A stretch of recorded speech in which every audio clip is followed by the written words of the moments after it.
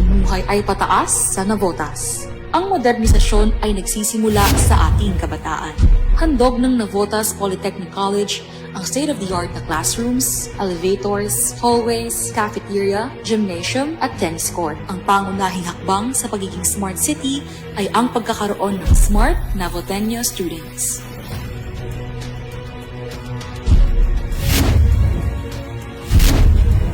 Tuloy-tuloy rin ang improvement sa mga elementary at high school ng Navotas. Mula Wawa Elementary School, Kaunlaran High School,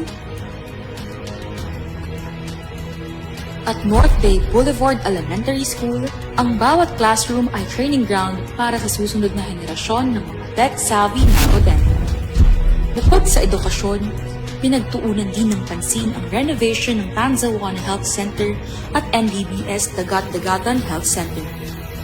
Kaakibat ng ating mga bagong health center ang programang yakap ni Pangulong BBM sa ilalim ng PhilHealth. Handog nito ang libreng check-ups, lab tests, cancer screening tests, at 20,000 pesos worth of essential medicines kada taon. Mas madali na rin ang pagproseso ng business permit application at renewal para sa Navoteño business owners. Binigyan din natin ng bagong kanlungan ang mga inabandonang lolo't lola, street kids, at kababaihan sa ating bahay kalinga para sa mga sektor na nangangailangan ng higit na atensyon at pagmamahal. Pinagmamalaki rin natin ng Green Zone Park R10 na nagsisilbing pasyalan at espasyo para sa mga outdoor activities tulad ng jogging at zumba.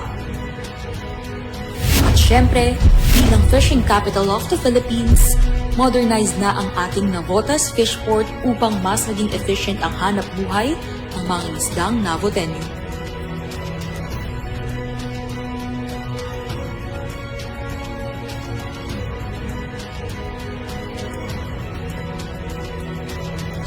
Kakibat ng pagiging smart city ang modern and flood-free housing para sa Navoteño. Ang Navotas Homes 3 Tanzawan ay may mga gusaling may 5 palapag at 60 units. Sa loob nito ay may kitchen, comfort room, dining area, 1 master bedroom, 1 bedroom with double deck, living room na may TV at aircon, at balcony na pwedeng gawing laundry area.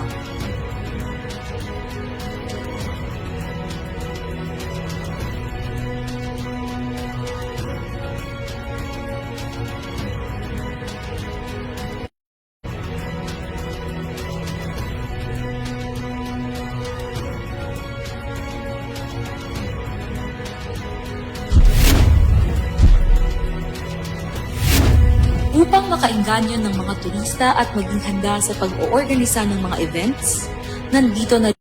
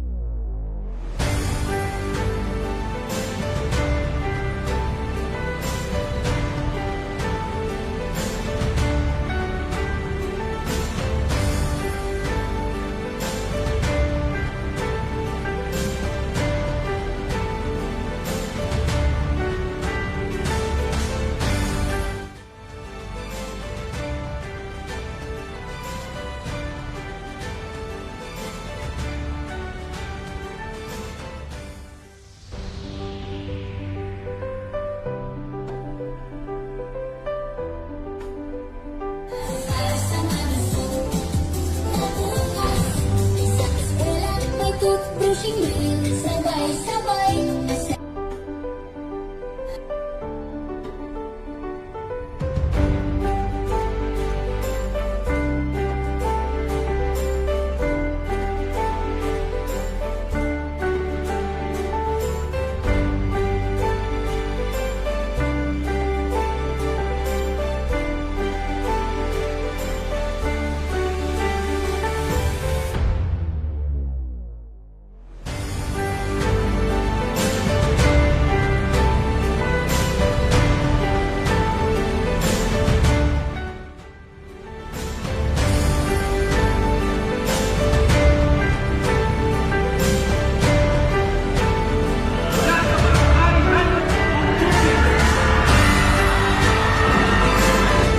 Kalikot, Barbie,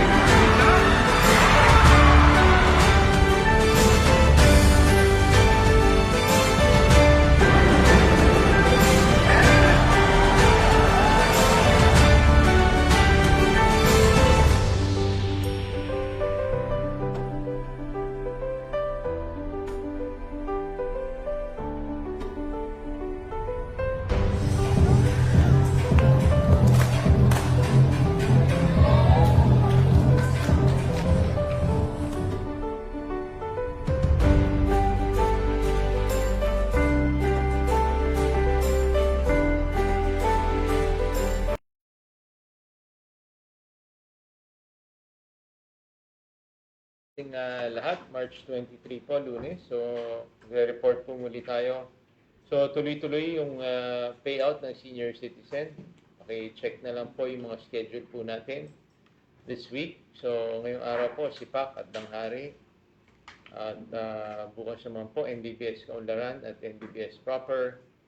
Tapos sa Wednesday, NBBS Tagatagatan at SRB. Sa March 26, BBS, BBN, Navotas East at Navotas West. At March 27 po yung NBPN at Bangkulasi. So nagkaroon rin po tayo ng programa sa mga magulang. Ito yung SDO and Food for the Hungry Project 4. So nag-graduate po yung mga magulang sa lahat ng pampublikong paaralan sa ating lungsod at nakapagtapos ng ang Project 4, paaralan sa ating tahanan. So, alam naman po natin, napaka-importante ng role ng ating mga parents dun sa pagpapalaki ng ating mga anak. Hindi lang natin pwedeng hayaan sa educators po natin o sa eskwelahan lang. So, marami rin pong matututunan at para makapag-assist tayo dun sa kanilang mga ginagawa rin po sa school. So maraming salamat sa SDO at Food for the Hungry, pati na rin doon sa mga facilitators po natin. At nung last week po, so sinimulan na po yung pamimigay ng 5,000 na cash assistance para sa ating mga tricycle drivers. So ayan po yung ayon sa direktiba ng ating Pangulong BBM. So alam nating kasama sila sa mga apektado na patuloy na pagtaas ng langis po. Okay, so yung mga hindi nakarating at hindi nakapag-submit ng mga pangalan, ay hiningi na po natin yung mga pangalan po niyan para alam ko na-submit na rin natin. So, hintayin na lang po natin yung schedule dun sa mga pahabol po. So, kailan ba yun? Sir, mukhang pagsasabayin po ni DSWD NCR kung may bago mang additional na manggagaling kay FPPU for clean listing po sila, isasabay po yung unclaimed. Okay, sabay po yung unclaimed at yung mga humabol po. Nagkaroon rin po ng Tibet Forum sa TESDA Kamanaba, dun sa building po natin. So, pinag-usapan po dito yung mga iba't ibang kurso pa at yung mga kailangan gawin ng bawat school dito sa ating Kamanaba para mas maraming makapag-aaral ng skills training. At katuwang po natin yung Mapua,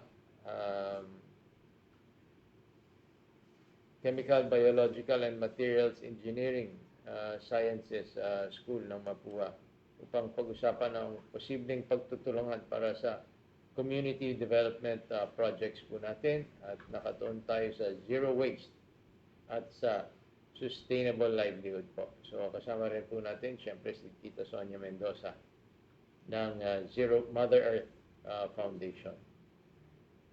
So nung last Saturday, natuloy po yung ating katarungang caravan.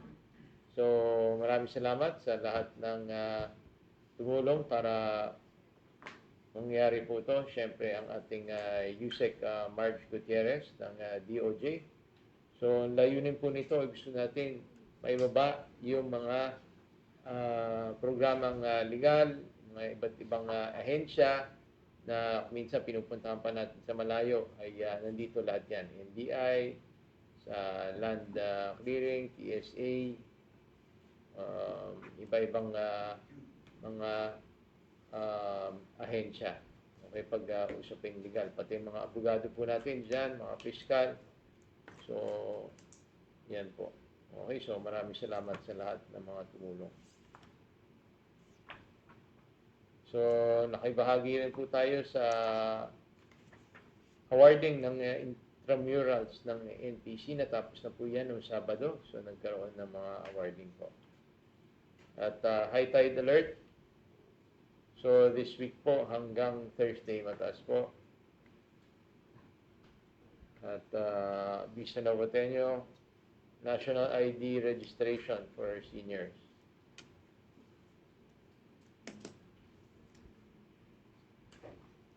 Sa March 14 sa Sipak, March 21 sa San Jose at March 28 sa Barangay Danghari.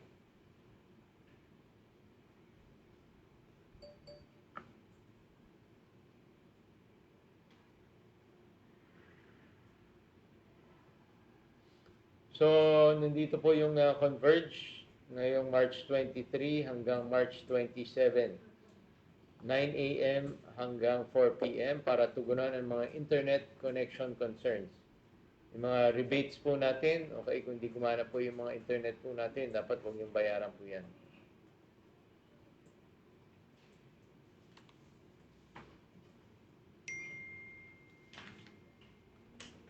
So, inaanyayahan rin po natin na magpa-register yung mga boat owners po natin. Okay, inaanda po natin yan. Hopefully, magkaroon rin ng fuel assistance, yung tulad ng ginagawa po natin sa mga boat owners po.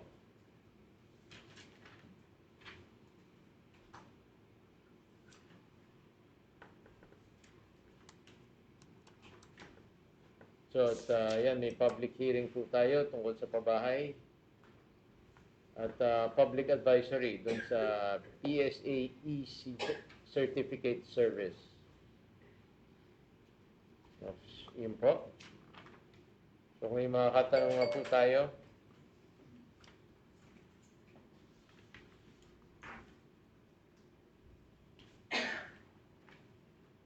wala tayong katanungan. Sir, I'm asking a mic to come in.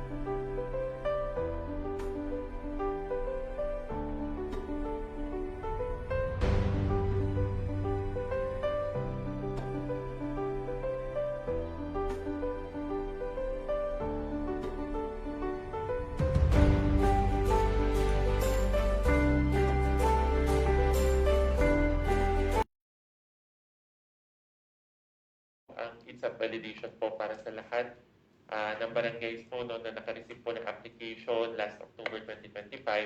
Kasalukuyan po itong binavalidate at pinoproseso po ng DSUD. Antabayanan na lang po ang anunsyo regarding po doon sa schedule po na magiging payout. Salamat po.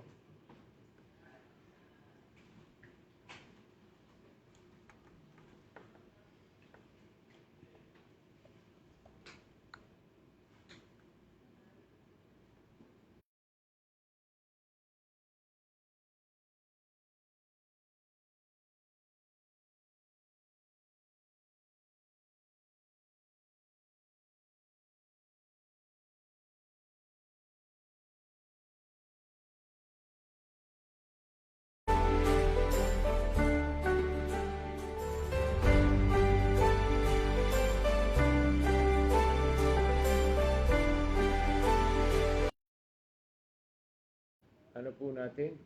So anyway,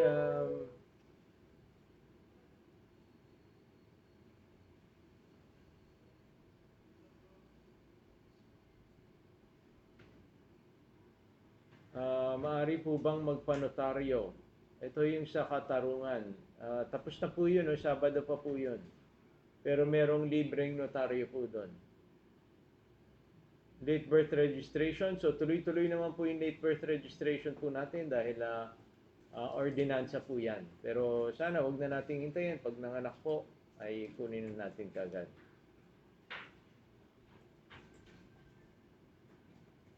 Legal advice. So, yun, nung Sabado pa po itong tinatanong ninyo. Pero meron po tayong plano rin kasama yung ating IBP para matuloy yung mga legal advice po natin dahil alam po natin marami pong gusto magtanong.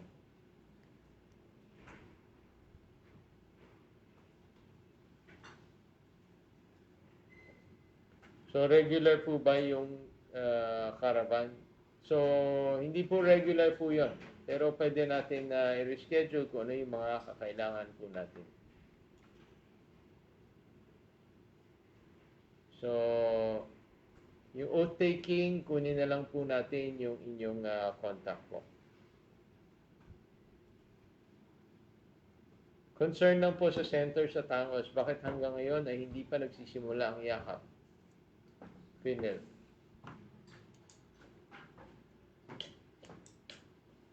Boss, ito po yung, good morning po, ito po yung Tangos South Health Center po natin. PhilHealth accredited po yung facility. Accredited na rin po yung doctor to do PhilHealth consulta, yakap, yung check-up, saka po yung consultation. Ang hindi lang po siya accredited, boss, yung sa PhilHealth yakap gamot. Minamadali, nakailang letter communication na po tayo sa PhilHealth. Talagang medyo matagal po yung accreditation do sa particular na gamot. Ito po yung 54 additional na meds na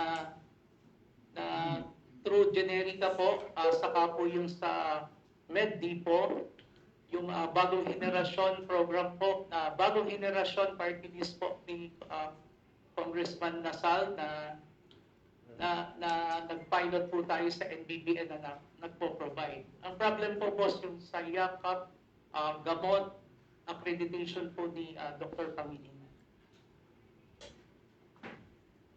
So, paano yun? Anong gagawin nun? Boss, tuloy-tuloy po yung coordination po natin, yung request po natin na mapatuloy po yung accreditation po ni Dr. Pangilinan. Same po with me po, hindi pa po rin ako accredited as of now pa po, para po sa wellness.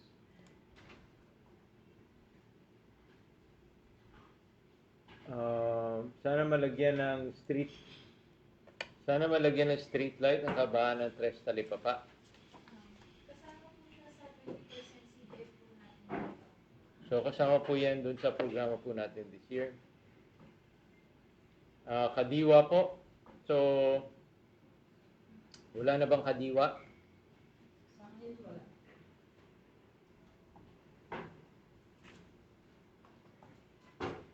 Good morning po. Sa ngayon po, wala pa po kasing advice ang Department of Agriculture. Kapag meron po, magpo-post na po kami sa aming FB page. Thank you po.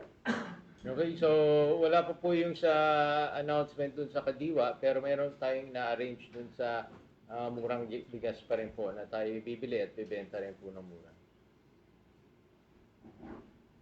So sana po yung ibang magkaroon rin ng ayuda. So hinihintay po natin yung iba't ibang announcements po tungkol dun sa tulong, tulad dun sa mga isda po, mga may-ari ng mga bangka.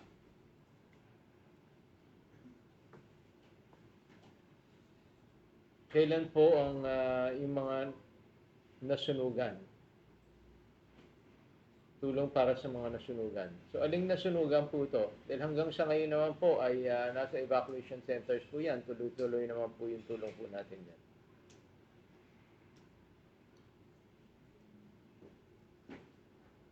So, sana higpitan ang paghuli ng mga asong gala sa danghari, tabing dagat. Marami po nagkalat na dumi.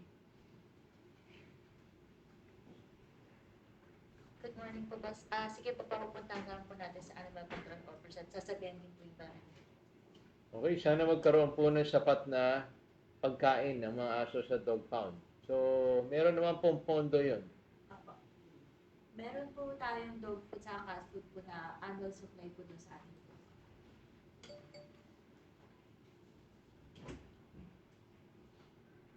So, may ulat na kinakatay na aso sa Bagong Bayan. So, tayo nung nagpahuli po nun. Nahuli po yun nung last week po.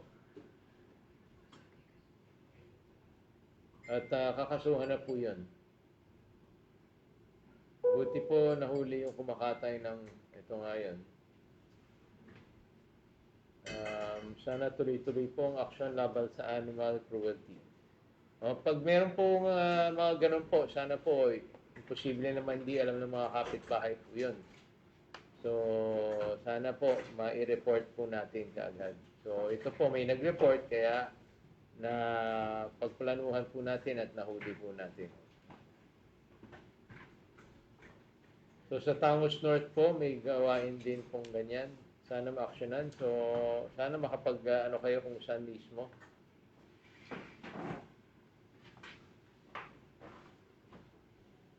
Sa Bangkalase po, 4 na buwan walang signal.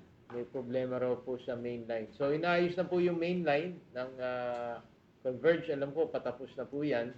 So, yun nga, may announcement po tayo kanina. Pwede po nyong i-reimburse or ayusin yung mga accounts po natin dahil hindi po sila hanggang Biyernes. Pwede po bang ibigay na lang ang modem para ma-refund ang in-advance naming bayad? Matagal ang proseso. So, telco. So, tanungin po natin dun sa telco. Bigay pa yung mga ibang information. Anong telco po yan?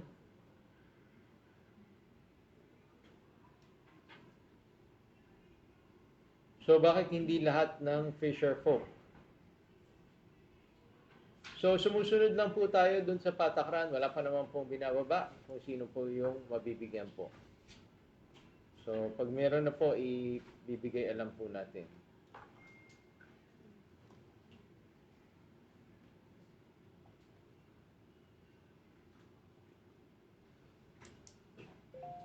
So, nabanggit na rin po ito tungkol sa fisher folk. Okay, so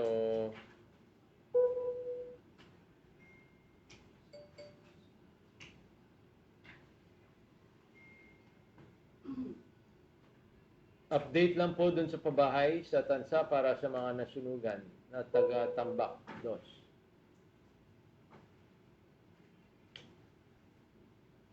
Magandang umaga po. Regarding po doon sa applications po nila, currently po pinaprocess pa po ng NHA yung mga submitted folders po ng ating mga fire-affected families po.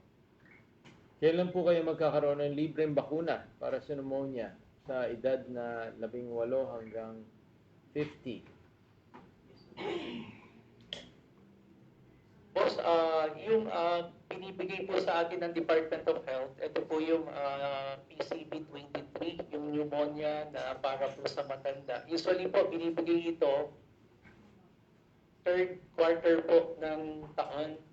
Yung sa bata yung mga pangalan po. May update po ba master list ng jeepney driver para sa fuel subsidy?